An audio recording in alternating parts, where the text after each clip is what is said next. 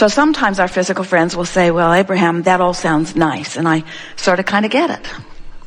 What I don't get is why there's so much for me to look at that I don't like. Somebody should have cleaned it up before I got here. And we say, well, you, because you are a creator, like variety. That would be like going to a food buffet where there's just one thing to eat. Like it or not. There it is. You say, well, a little variety would be nice. I would like to exercise my independent ability to choose. And we say, that's what this plethora of choices is all about. When you go to the food buffet, you don't worry about somebody choosing for you and putting it on your plate. You choose. So you don't panic while you're in line. Oh, I hope. Oh, I hope. Oh, no, not that again. You exercise your ability to choose. But often, in terms of choice of thought, or in choice of what you give your attention to, it seems like you feel like somebody should clean it up so that you wouldn't have to choose. And we want you to know that you choose by your attention to something, and that if there is something that you don't want in your experience and you divert your attention from it by choosing other better feeling things, you will tune yourself to a frequency that will cause the universe to limit the choices that it gives to you to only the things that you want. It will be like someone has gone out, your entourage ahead of you, and has cleared out everything off of every buffet that you don't want. As Luke, who is 5, would say, seriously, we are not kidding you even a little bit. In other words, that's exactly how it works. When you tune yourself to the frequency of that which you want, that which you don't want cannot continue to show up in your experience. So, this Art of Allowing workshop is really about focusing, but even more than focusing, it's about feeling your way into focus. It's about understanding vibrational frequencies and tuning your frequency to those of love and joy and fulfillment and exhilaration and passion, rather than tuning to worry and doubt and blame and guilt and anger. And we want you to know that you have the option. Sometimes people will say, well, Abraham, it seems to me that other people are piling onto my plate, and then I have to deal with it.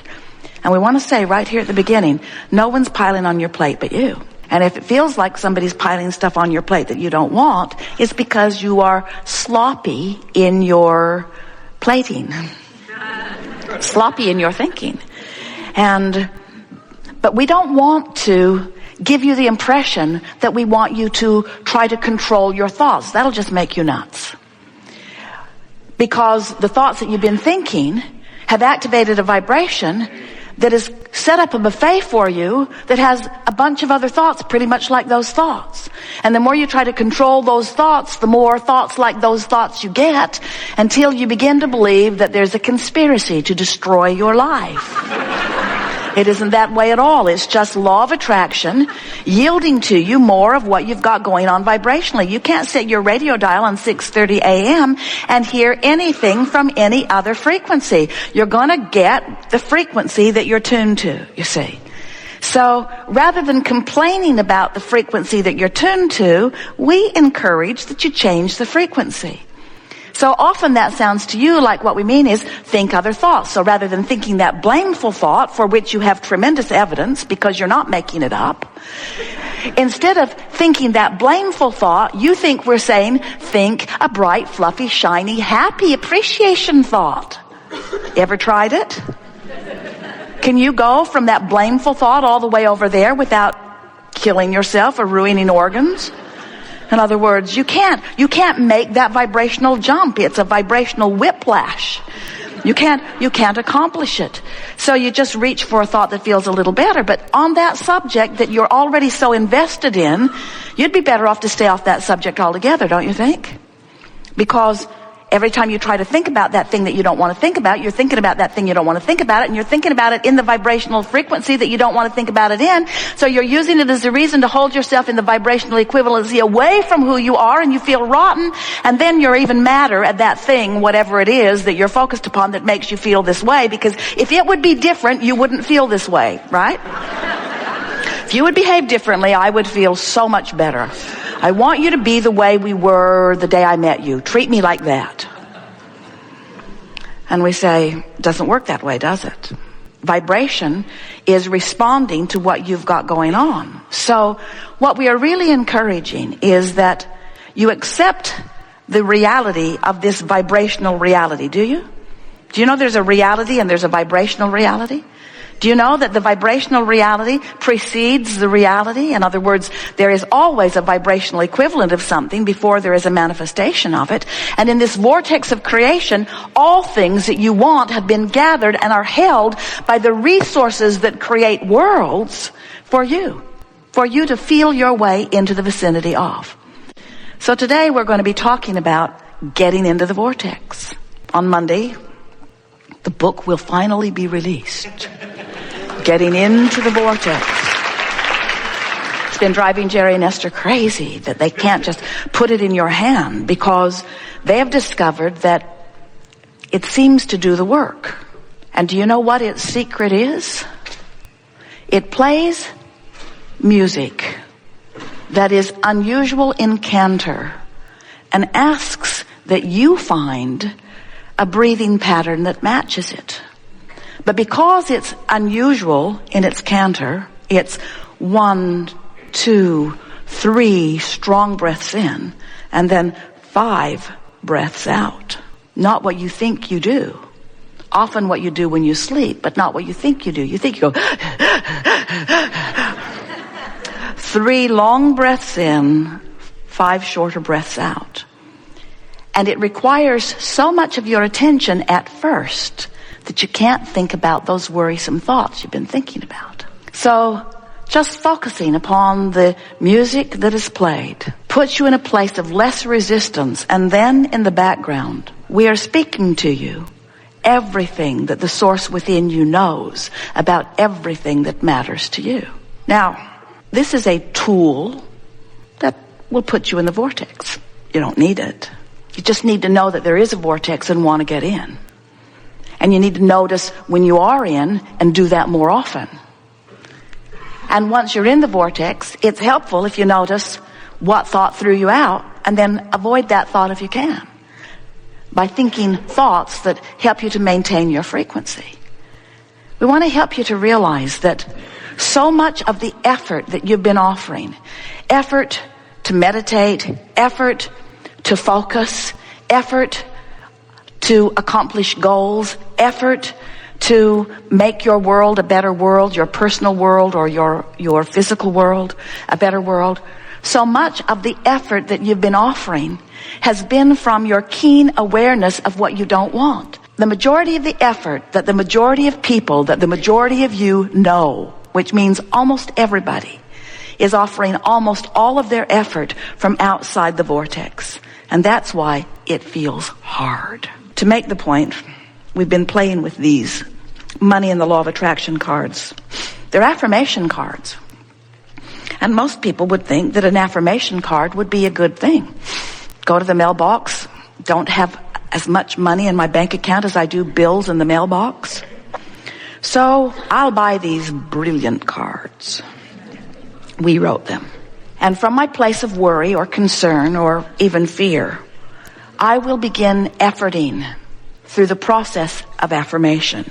I will tell my story as I want it to be. I want more money. Whatever I desire, I can acquire. I'll send this in with my payment.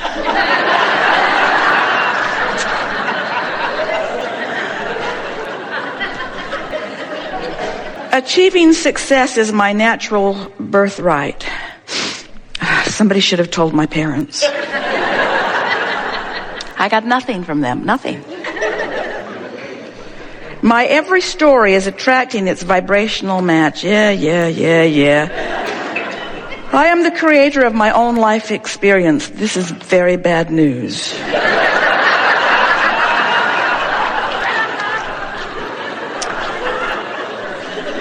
You sort of get what we're getting at.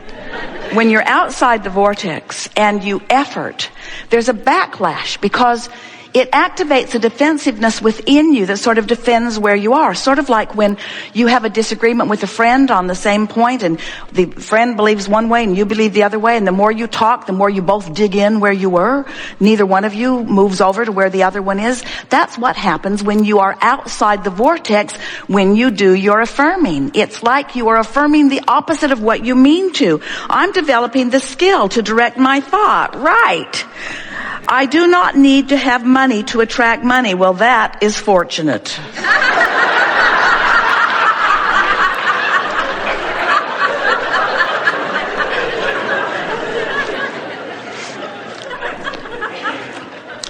But if you should find yourself accidentally in the vortex, it happens, where just for a moment you cease thought about unwanted things and you notice the sunrise or the sunset, or a child walks across your path, or your cat jumps up in your lap and you pet it for a little while. You find yourself in the or you hear a song that makes your heart sing. You find yourself in the vortex, all of you do, sometime during the day. And if from inside the vortex you begin reading these affirmations, the feeling is entirely different because there's no vibrational backlash. Are you hearing what we're getting at? If you're speaking about what you want and it feels bad to you when you're doing it, it's not helping. Don't effort when you are vibrationally out of sync. The first order of business is to get vibrationally in sync. The first order of business is to get in the vortex, to tune into who you really are. And then the story I tell is the basis of my life. That sounds nice when you're in the vortex. I'm the creator of my own life experience. From inside the vortex, you feel that empowerment. You're glad that you are. You're looking around. You're rendezvousing with thoughts. It feels good to you. Goosebumps are shivering up and down you. As you read what you know to be, as you find affirmation with what the source within you is affirming all day, every day, it feels wonderful to you. It's life-giving. You feel frisky. You feel exhilarated, you see. So what we're getting at, we think you know what we're getting at. Don't try when you're not in the vortex. If you're not in the vortex, you have only one thing to do. Get in the vortex. Well, how do you get in the vortex if you're not in the vortex? Well, stop doing whatever you're doing that's keeping you out of the vortex. Oh, all right, I'll leave my husband.